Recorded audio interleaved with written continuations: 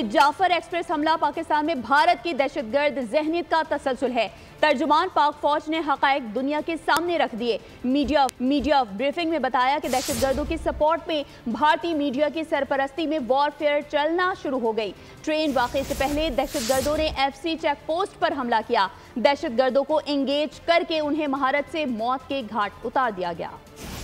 Jafar express पर हमला कैसे हुआ, नाकाम कैसे बनाया, दहशतगर्दों को कौन हैंडल कर रहा था। DGISPR ने वजीर आला बलोचिस्तान के हमरा मीडिया ब्रीफिंग में हक़ाइक़ बता दिए।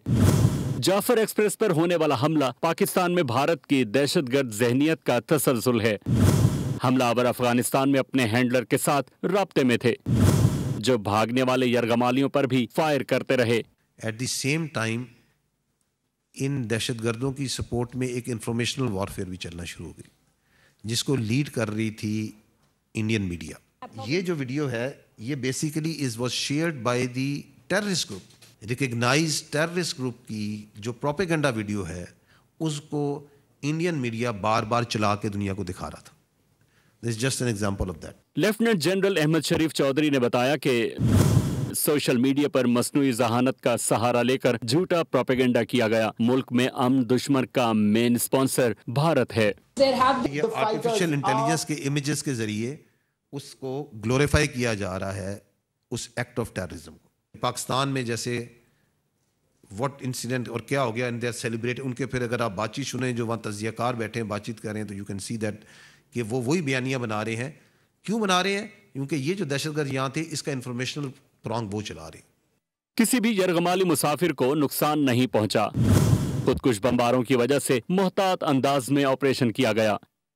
फोर्सेस हैं, then they start the train की क्लियरेंस शुरू करते हैं और वो फ्रंट इंजन से अपनी एंट्री करते हैं। पहले इंजन क्लियर करते हैं, वहाँ पे ये टेररिस्ट जो इनकाउंटर होते जाते हैं उनको they start taking them on, और फिर बोगी बाय बोगी इस पूरी को क्लियर करते हैं। पूरी ऑपरेशन में not even a single casualty happened to the hostages during this clearance operation. The total casualties so far are 26. The question that whether this casualty figure can rise, of course, because out of the 354, the hostages that have been recovered alive, 37 are injured out of this 354. DGISPR का कहना था कि पाकिस्तान में खारजियों समेत अफगानी भी दहशतगर्दी में मुलविस हैं। अफगानिस्तान से जदीद गैर मुल्की असलहा पाकिस्तान में दहशतगर्दी की कार्रवाइयों में इस्तेमाल किया जाता है। सब्सक्राइब करें और बेल दबाएं ताकि कोई खबर रह न जाए।